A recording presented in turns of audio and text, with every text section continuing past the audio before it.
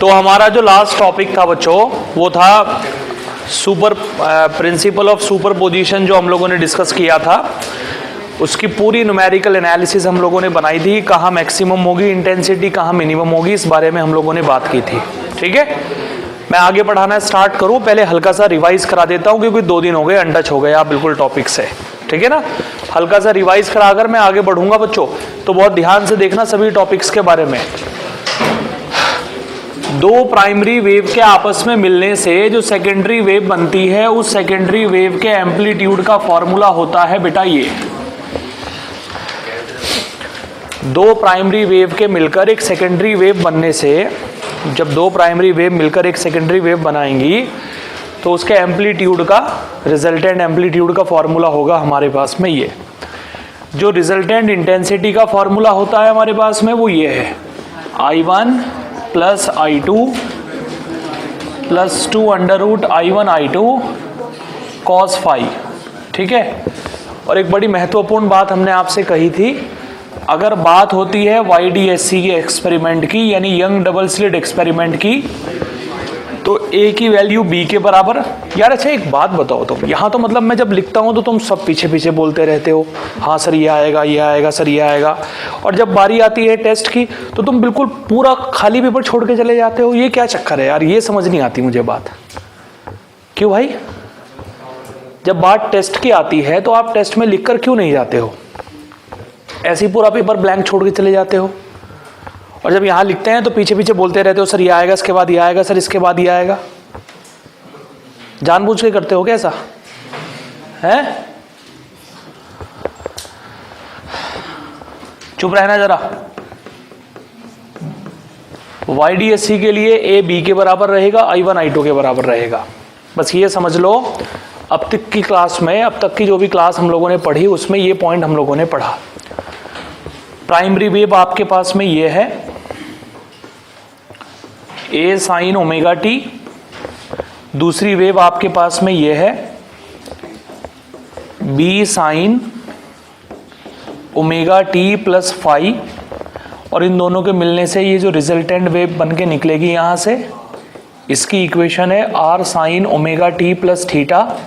R निकालने का तरीका मैंने आपको बता दिया, और थीटा निकालने का फॉर्मूला है tan theta is equal to B sine phi upon A plus B cos phi. ये हमारे पास में थीटा निकालने का तरीका है बच्चों। ठीक है, ये अब तक का बेसिक है जो हम लोगों ने पढ़ा है। स्टार्ट करूँ मैं अपनी क्लास? चलिए, तो अब यहां से हम अपना मेन काम स्टार्ट करते हैं बच्चों। मेन काम ये है, अगर हम बात करते हैं मैक्सिमम इंटेंसिटी की, तो मैक्सिमम इंटेंसिटी के लिए साहब कॉस फाई की वैल्यू होगी +1।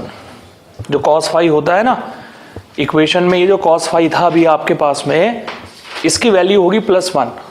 कॉस फाई का मतलब होता है इंटरफेरेंस फैक्टर। इंटरफेरेंस फैक्टर आपका +1 होगा। अगर इंटरफेरेंस फैक्टर यानी कॉस फाई +1 है तो फाई कितना होगा हम ये देखते हैं।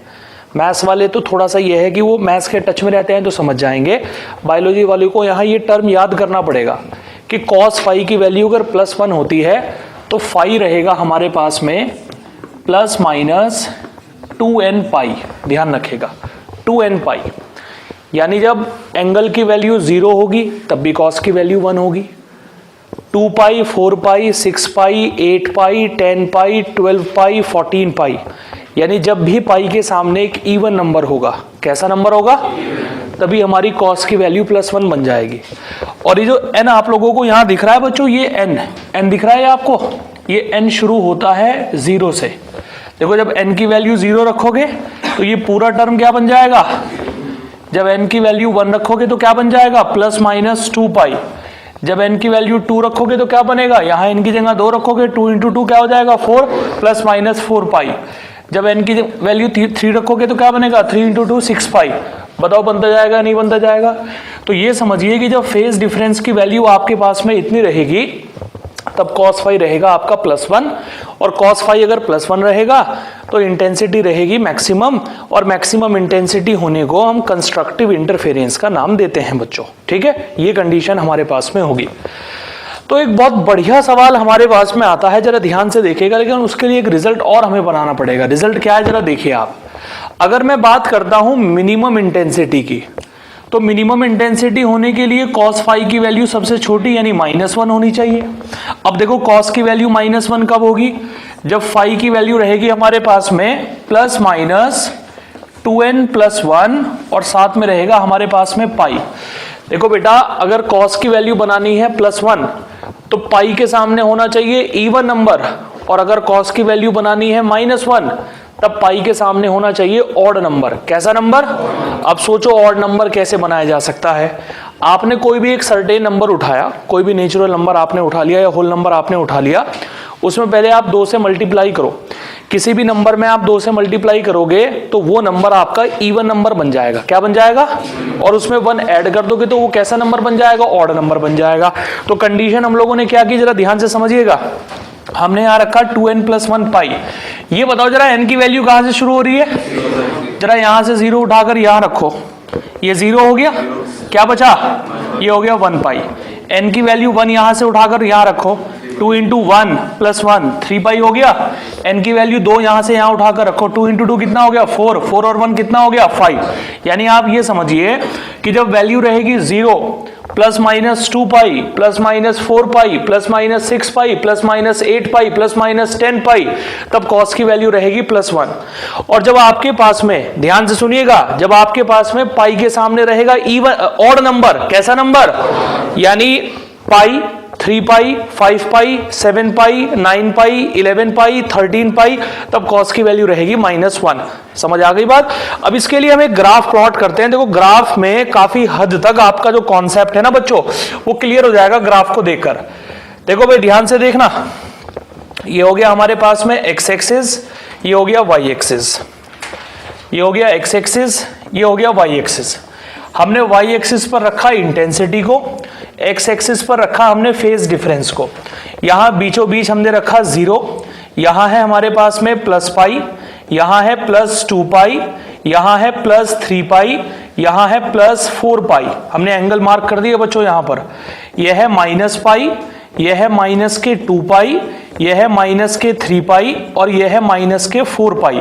अब देखो रिजल्ट क्या है हमारे पास में, गौर से देखिएगा।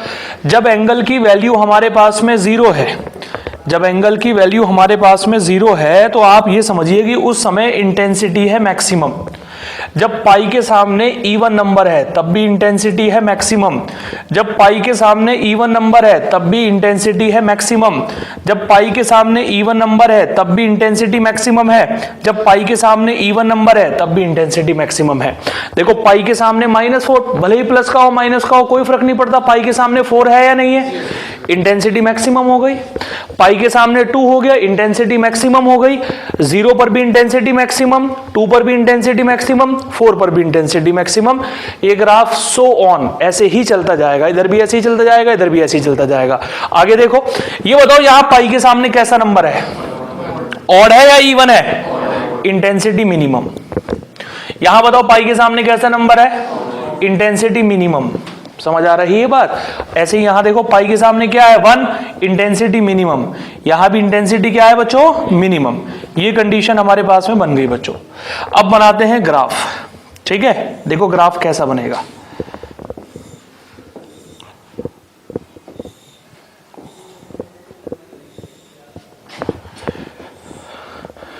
ये बनेगा बेटा हमारे पास में ग्राफ, कुछ इस तरीके का ग्राफ हमारे पास में बनेगा, ठीक है? जहां भी पाई के सामने ऑड नंबर लिखा है वही इंटेंसिटी मिनिमम है, और जहां भी पाई के सामने इवन नंबर लिखा है वही इंटेंसिटी क्या है? मैक्सिमम। तो इंटेंसिटी और फेज डिफरेंस के बीच में कुछ इस तरीके का ग्राफ आप लोगों का बनता है। इंपॉर्टेंट ग्राफ है, ध्यान रखिएगा, एग्जाम में एज इट इज आप लोगों से पूछा जा सकता है। आगे बढ़ते हैं। अभी जस्ट हम लोगों ने रिजल्ट जाना कि भैया इंटेंसिटी मैक्सिमम कब होगी। इंटेंसिटी मैक्सिमम तब होगी जब फाई की वैल्यू रहेगी ±2n पाई। बेटा रहेगी, ओके। इंटेंसिटी मिनिमम कब रहेगी? इंटेंसिटी मिनिमम तब रहेगी जब फाई की वैल्यू रहेगी ±2n+1 इंटू पाई। यहां जो n की वैल्यू की शुरुआत होती है, n जो स्टार्ट होता है वो कहां से स्टार्ट होता है?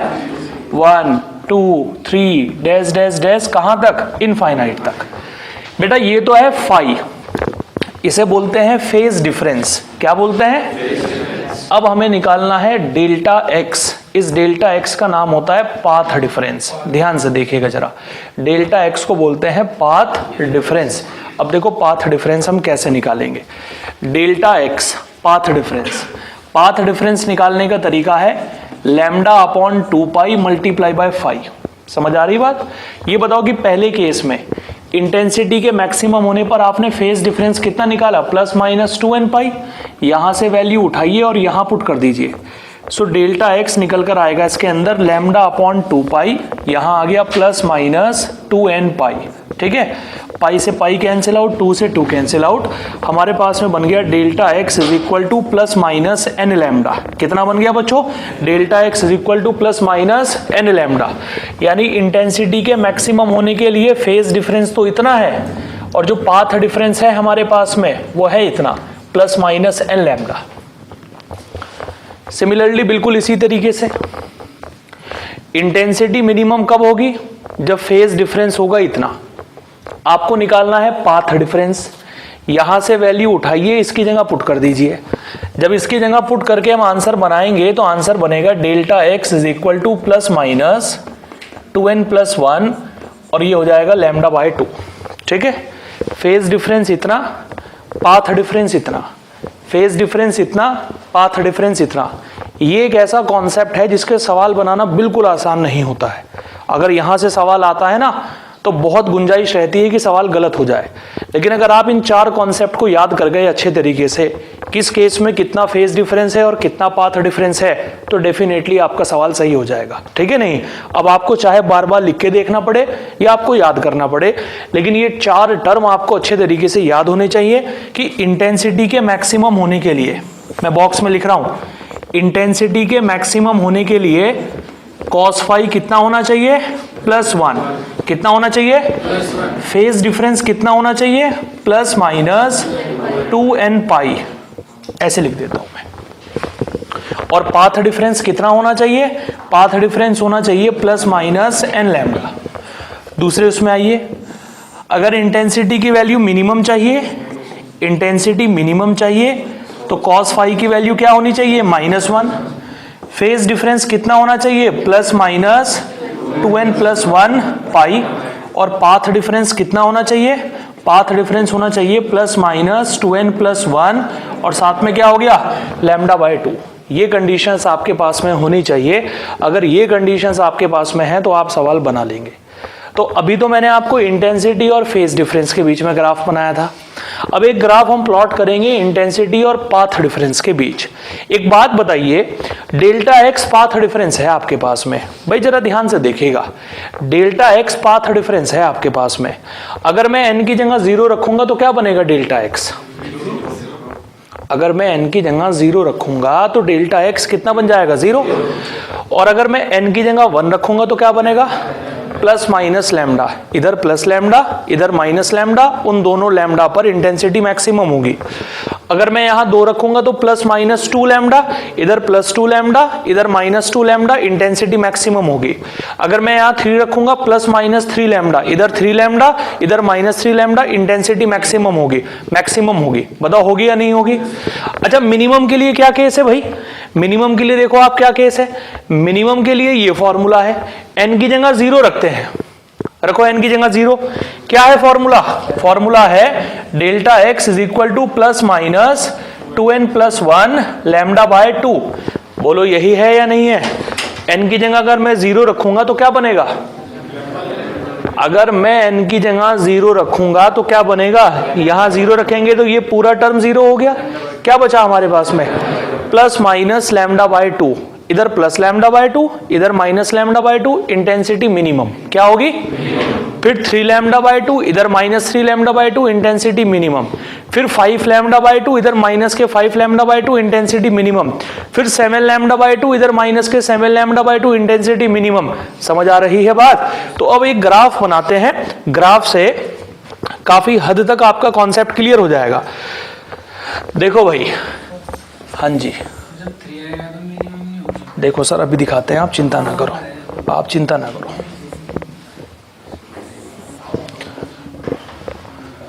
देखो बेटा वाई एक्सिस पर तो है इंटेंसिटी, एक्स एक्सिस पर है फेज डिफरेंस। दोनों ग्राफ में एक साथ दोबारा से बना रहा हूं। देखो एक्स एक्सिस पर फेज डिफरेंस है, ठीक है। हमने यहां रखा 0, यहां रखा प्लस पाई, यहां रखा प्लस 2 पाई, यहां रखा प्लस 3 पाई। बस इससे आगे नहीं ले जाते, यहीं तक ही रखते हैं। ले जा कितना भी सकते हो आगे, लेकिन यहीं तक रखो। अब इधर आ जाओ, बताओ यहां क्या आएगा, माइनस पाई, यहां क्या आएगा माइनस 2 पाई, यहां क्या आएगा माइनस 3 पाई। जल्दी बताओ समझ आया नहीं आया, ठीक है। अच्छा अब मुझे आप बताइए 0 पर इंटेंसिटी कैसी होगी, मैक्सिमम। बोलो बेटा होगी या नहीं होगी। एक लाइन में यहां प्लॉट कर देता हूं ऐसे, यहां पर इंटेंसिटी होगी मैक्सिमम, पाई के सामने 2 है इंटेंसिटी मैक्सिमम, ठीक है। पाई के सामने 2 है इंटेंसिटी मैक्सिमम, इन 3 पॉइंट पर इंटेंसिटी मैक्सिमम होगी। दूसरी कंडीशन में आते हैं, यहां ऑड नंबर है इंटेंसिटी मिनिमम, यहां ऑड नंबर है इंटेंसिटी मिनिमम, यहां भी मिनिमम, यहां भी मिनिमम। बताओ होगी या नहीं होगी। इन सारे ग्राफ को आपस में ट्रेस करा दो। हाँ बेटा ट्रेस कराया, ग्राफ मिल गया आप लोगों को। So this is the graph between intensity and phase difference. ये हमारा इंटेंसिटी और फेज डिफरेंस के बीच में ग्राफ होगा। अब अगला ग्राफ बनाएंगे हम इंटेंसिटी और पाथ डिफरेंस के बीच, ठीक है। देखो इंटेंसिटी और पाथ डिफरेंस के बीच कैसा ग्राफ बनेगा। X axis, y axis, y axis पर है इंटेंसिटी, एक्स एक्सिस पर है पाथ डिफरेंस। ये जो लाइन मैं आपके सामने बना रहा हूं, ये लाइन मैक्सिमम इंटेंसिटी को शो कर रही है बच्चों, ठीक है। अब जरा देखना, पाथ डिफरेंस में थोड़ा अलग टर्म होता है बच्चों। यहां होगा 0, क्या होगा, यहां होगा प्लस लैम्डा बाय 2, यहां होगा प्लस लैम्डा, यहां होगा प्लस 3 लैम्डा बाय 2। अब इधर आते हैं, इधर होगा माइनस के लैम्डा बाय 2, इधर होगा माइनस के लैम्डा, इधर होगा माइनस के 3 लैम्डा बाय 2। ऐसे चलता है लैम्डा में, ठीक है। अब जरा आप मुझे बताइए लैम्डा के सामने ऑड नंबर है, अरे है, और अपॉन में क्या है, इंटेंसिटी मिनिमम होगी। यहां लैम्डा के सामने पूरा एक इंटीजर है, इंटीजर है, इंटेंसिटी मैक्सिमम होगी। यहां फिर मिनिमम होगी, यहां फिर मैक्सिमम होगी, यहां मिनिमम, यहां मैक्सिमम, यहां मिनिमम। इन्हें आपस में ट्रेस करा देते हैं। कुछ इस तरीके का ग्राफ हमारे पास में बनेगा इंटेंसिटी और पाथ डिफरेंस के बीच। तो ये ग्राफ तो हो गया इंटेंसिटी और पाथ डिफरेंस के बीच, और ये ग्राफ हो गया इंटेंसिटी और फेज डिफरेंस के बीच। अब मैं बार बार नहीं बताऊंगा भाई, ऐसा है कि 2-3 बार मैंने रिपीट कर दिया, कॉन्सेप्ट याद रखना है अच्छे तरीके से। फेज डिफरेंस के मैक्सिमम, इंटेंसिटी के मैक्सिमम होने के लिए फेज डिफरेंस होना चाहिए इतना, और पाथ डिफरेंस होना चाहिए ये, समझ गए। इंटेंसिटी के मिनिमम होने के लिए फेज डिफरेंस होना चाहिए इतना, प्लस माइनस 2n+1 पाई, और पाथ डिफरेंस होना चाहिए प्लस माइनस 2n+1, और यहां क्या हो जाएगा लैम्डा बाय 2, ठीक है। ये फेज डिफरेंस, ये path difference for maximum intensity, ये फेज डिफरेंस, ये path difference for minimum intensity. Any problem, any problem, पक्का समझ में आ गई बात, ठीक है। आगे देखिए अगली कंडीशन क्या है बेटा हमारे पास में, गौर से देखिएगा जरा। एक छोटा सा नोट पॉइंट हमें गिवन दे रखा है, इस पॉइंट का नाम है S1, इस पॉइंट का नाम है S2, ठीक है। और यहां लगाई गई है स्क्रीन।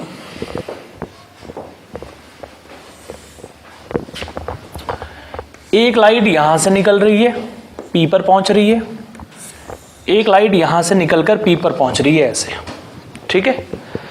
ये वाली जो लाइट है जो यहां से निकली है, इसकी इंटेंसिटी भी है I, और जो ये लाइट यहां से निकली है इसकी इंटेंसिटी भी है I। दिख रहा है आप लोगों को। अच्छा थोड़ा सा सोच विचार कर जवाब दीजिए, अगर दोनों की इंटेंसिटी I है तो सेम इंटेंसिटी कौन से एक्सपेरिमेंट में होती थी, यंग डबल स्लिट एक्सपेरिमेंट में दोनों की इंटेंसिटी सेम होती थी। अब थोड़ा सा और जवाब दीजिए कि कौन सी लाइट को P पर पहुंचने के लिए ज्यादा डिस्टेंस ट्रेवल करनी पड़ेगी? जो S2 से P पर पहुंचेगी उसे थोड़ा सा ज्यादा चलना पड़ेगा, और जो S1 से P पर पहुंचेगी उसे थोड़ा कम चलना पड़ेगा। समझ आ रही बात?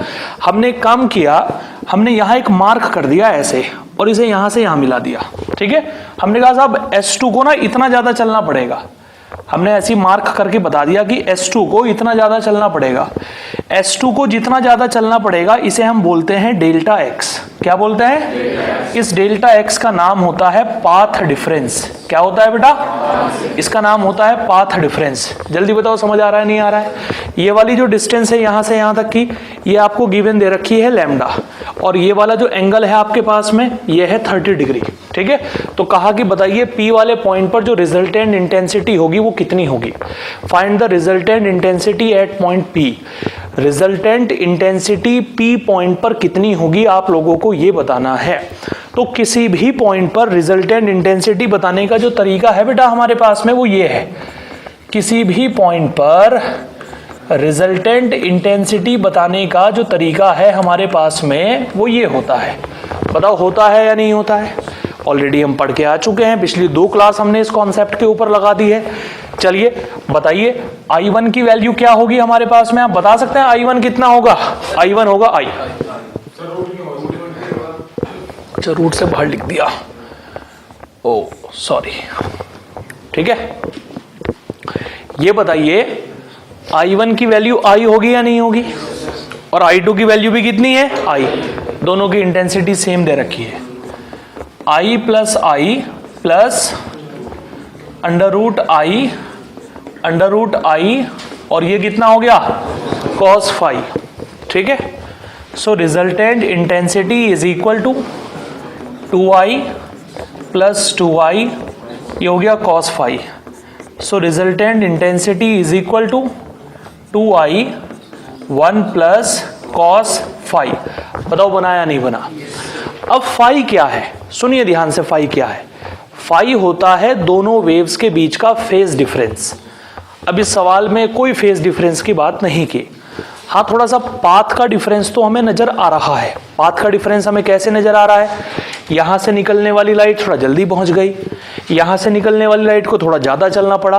कितना ज्यादा चलना पड़ा? इतना ज्यादा चलना पड़ा। इसी को हम नाम देंगे पाथ डिफरेंस। क्या नाम देंगे? अब जरा आप इस वाले ट्राइंगल को देखो बेटा, जिस पर मैं मार्क कर रहा हूं, इस वाले ट्राइंगल को देखो आप, दिख रहा है ट्राइंगल? ये वाला एंगल है 90 डिग्री, ये है 30 डिग्री। ठीक है, तो साइन 30 इज इक्वल टू कितना हो जाएगा? Sine 30 is equal to, this is perpendicular and this is hypotenuse, so sine 30 is equal to delta x upon lambda. Sine 30 की वैल्यू, सो डेल्टा एक्स कितना हो गया? Lambda by 2। कितना हो गया?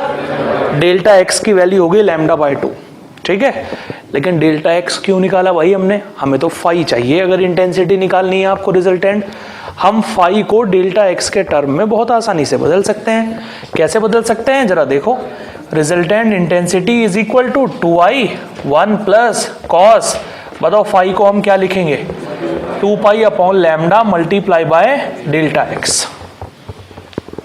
2 pi upon lambda multiply by delta x. So resultant intensity is equal to 2I 1 plus cos 2 pi upon lambda. बताइए delta x को हम क्या लिखने वाले हैं? Lambda by 2। लैम्डा से लैम्डा कैंसिल आउट, 2 से 2 कैंसिल आउट, क्या बचा बेटा हमारे पास में? Cos pi. कॉस पाई की वैल्यू होती है -1। यहां है हमारे पास में 1, ये है -1, 1 से -1 कैंसिल आउट, कितना आ गया? 0। तो बताओ रिजल्टेंट इंटेंसिटी कितनी बन गई हमारे पास में? रिजल्टेंट इंटेंसिटी बन गई 0। यानी इस P पॉइंट पर जो रिजल्टेंट इंटेंसिटी होगी आपकी वो किसके बराबर होगी? 0 के बराबर होगी। बताओ समझ आया नहीं आया? इस P पॉइंट पर रिजल्टेंट इंटेंसिटी आपकी 0 के बराबर होगी। मतलब अब इस तरीके के सवाल आपको काफी मिल सकते हैं, बच्चों ध्यान रखिएगा अच्छे से। एक और सवाल मैं इसके ऊपर बता रहा हूं, जरा गौर से देखिएगा। एक बल्ब है यहां पर, एक बल्ब है यहां पर, ये S1 हो गया, ये S2 हो गया। ये हमने लगा रखी है स्क्रीन, ठीक है, ओके। ये रहा एक पॉइंट यहां पर, एक वेव यहां से निकलकर यहां आ गई ऐसे, यहां से चलकर ऐसे, ठीक है, और एक वेव यहां से चलकर ऐसे आई। इसकी इंटेंसिटी है I, इसकी इंटेंसिटी है 2I। दिख रहा है आप लोगों को? ये वाला एंगल भी 30 डिग्री है, ये वाला एंगल भी 30 डिग्री है। अगर फॉर्मूलों को रटोगे ना तो इस चैप्टर को कभी समझ नहीं पाओगे आप लोग। आपको कॉन्सेप्ट समझना पड़ेगा अच्छे से। बिल्कुल इस पॉइंट पर पहुंच रहे हैं, P पॉइंट पर। आपको बताना है कि इस P पॉइंट पर रिजल्टेंट इंटेंसिटी कितनी होगी। तो आप पहले सिर्फ ये देखो, डायग्राम को भूल जाओ आप, पहले ये देखो कि रिजल्टेंट इंटेंसिटी निकालने का हमारे पास में तरीका क्या है। मेन काम आपका वो है, आपको P पॉइंट पर रिजल्टेंट इंटेंसिटी बतानी है ना, तो पहले आप ये देखो कि रिजल्टेंट इंटेंसिटी निकालने का तरीका क्या होता है हमारे पास में। भाई रिजल्टेंट इंटेंसिटी निकालने का तरीका है IR is equal to I1 plus I2 plus 2 root I1 root I2 कितना हो गया cos phi। बोलो समझ में आया? अब आप हमें ये बताइए कि I1 की वैल्यू क्या होगी आपके पास में I, I2 की वैल्यू क्या है 2I, 2 I1 की वैल्यू क्या है I, I2 की वैल्यू क्या है 2I, और ये क्या हो गया cos phi। बोलो हो गया? ठीक है। So resultant intensity is equal to I और 2I 3I प्लस 2 की मल्टीप्लाई रूट 2 में करेंगे 2 रूट 2, अंडर रूट I की अंडर रूट I में I, और ये क्या बन गया cos phi। देखो आगे, resultant intensity is equal to I को हमने कॉमन ले लिया 3 प्लस 2 रूट 2 cos। बताइए phi को क्या लिख सकते हैं 2 pi upon lambda multiply by delta x। सवाल उठा कि डेल्टा x होगा क्या, पाथ डिफरेंस कितना होगा। अब आप एक बात बताइए, एक लाइट तो S1 से निकलकर यहां P पर पहुंच गई, एक लाइट S2 से निकलकर P पर पहुंच गई। मानसी किसे ज्यादा चलना पड़ेगा, S2 को? डायग्राम को देखकर बताओ।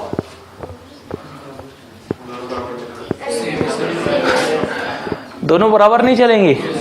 मैंने तो एंगल भी बराबर दे रखे हैं आपको 30-30, तो यहां से निकलकर लाइट जितना ये चलेगी उतना ही ये चलेगी, कोई ज्यादा नहीं चलेगी कोई कम नहीं चलेगी। क्या चलेगी भाई? साफ साफ डायग्राम में आपको दिखाई दे रहा है कि कोई ज्यादा नहीं चलेगी कोई कम नहीं चलेगी। तो इसका मतलब यह है कि डेल्टा x कितना हो गया 0। कॉमन सेंस भी यार नाम की कोई चीज होती है नहीं, उसका यूज करो, हर जगह फिजिक्स का ही थोड़ा यूज करोगे। डेल्टा x कितना हो गया 0, यहाँ 0, इसकी मल्टीप्लाई इसमें cos 0 बन जाएगा, और cos 0 की वैल्यू क्या होती है 1। सो रिजल्टेंट इंटेंसिटी कितनी आ गई आपके पास में 3 plus 2 root 2 and multiply by intensity I। इतनी होगी हमारे पास में रिजल्टेंट इंटेंसिटी। नहीं समझे? पक्का? कोई परेशानी किसी को? देख लीजिए भी अगर कोई परेशानी हो तो। मतलब जब भी ये इस तरीके का सवाल आएगा ना कि रिजल्टेंट एम्पलीट्यूड या रिजल्टेंट इंटेंसिटी बताओ कितना होगा, पहले आप फॉर्मूला लगा लो रिजल्टेंट कंडीशन निकालने का। पहले आप फॉर्मूला अप्लाई कर दो रिजल्टेंट कंडीशन निकालने का, और फिर आप ढूंढो फाई को या डेल्टा एक्स को। अगर डायग्राम दे रखा है फिर तो फाई आप ढूंढ नहीं पाओगे, डेल्टा एक्स को ढूंढने की कोशिश करो कि डेल्टा एक्स कितना होगा।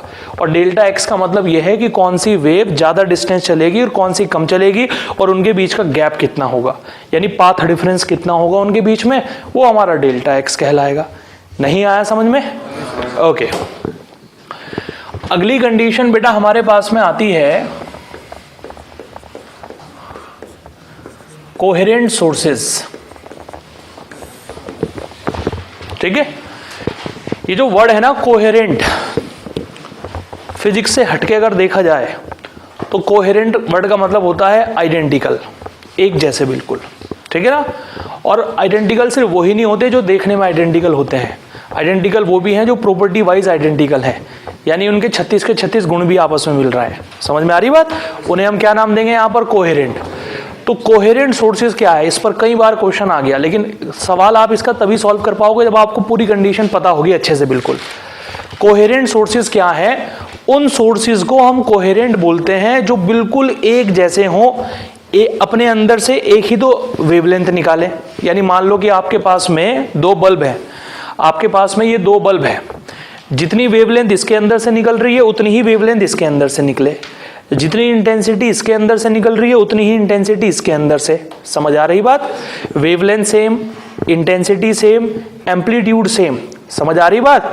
अगर दो भाई भी बिल्कुल ट्विंस है ना आपस में देखने पर, तो उनका डीएनए भी हल्का फुल्का अलग होता है, 1% या 0.1%। समझ आ रही बात? तो ऐसे ही जो सोर्स होते हैं, सोर्स का जो मेन डीएनए है उसका नाम होता है फेज। क्या होता है?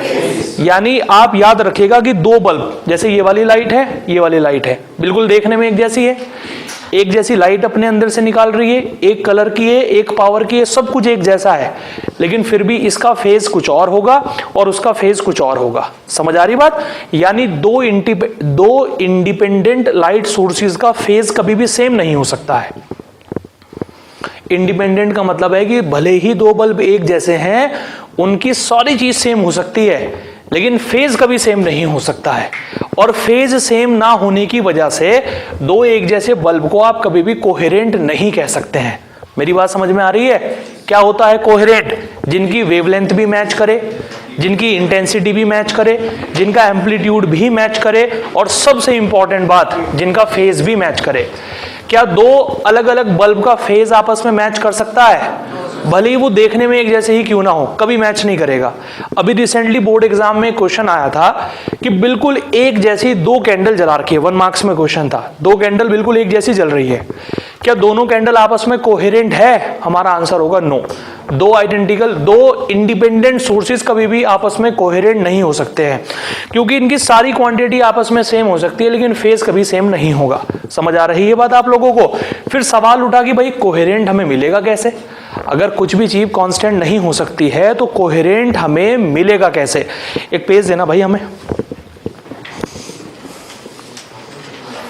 चलो मिल गया, रहने दो।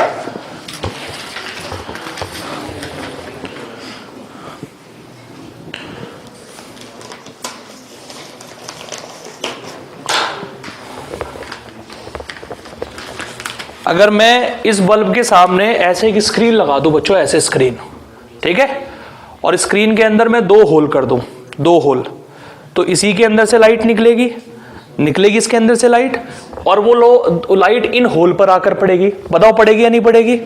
तो जो फेज की लाइट यहां से निकलेगी, जो फेज की लाइट यहां से निकलेगी, बिल्कुल वही फेज की लाइट यहां से निकलेगी या नहीं निकलेगी? यानी एक ही सोर्स को जब आप कई पार्ट में स्प्लिट कर देते हैं इस तरीके की स्क्रीन का यूज करते हुए, तो इन दोनों होल को आपस में कोहेरेंट बोलते हैं। इन दोनों होल को आपस में क्या बोलते हैं? बहुत सारे स्टूडेंट समझते हैं कि कोहेरेंट कोई बल्ब ही होता होगा या कोई दो सोर्स ही होते होंगे जो आपस में कोहेरेंट होते हैं। नहीं, एक ही बल्ब को दो हम कोहेरेंट बनाते हैं। कैसे? एक स्क्रीन लेते हैं, उसके सामने लगा देते हैं और उसके अंदर होल कर देते हैं। अब यहां से जो लाइट निकलेगी और यहां से जो लाइट निकलेगी, उसका एम्पलीट्यूड भी सेम होगा, इंटेंसिटी भी सेम होगी, फेज भी सेम होगा, सब कुछ सेम होगा। तो ये दोनों होल आपस में क्या कहलाएंगे? ये दोनों होल आपस में कोहेरेंट कहलाएंगे। बोलिए समझ में आ गई क्या बात? बताइए समझ में आया या नहीं आया? तो वो सोर्सेज आपस में कोहेरेंट कहलाते हैं जिनकी सारी क्वांटिटी कैसी रहती है? सेम। अगर एक भी क्वांटिटी डिस्टर्ब हो गई तो वो आपस में कोहेरेंट नहीं रहेंगे। क्लियर? चलिए नोट डाउन करना स्टार्ट करिए।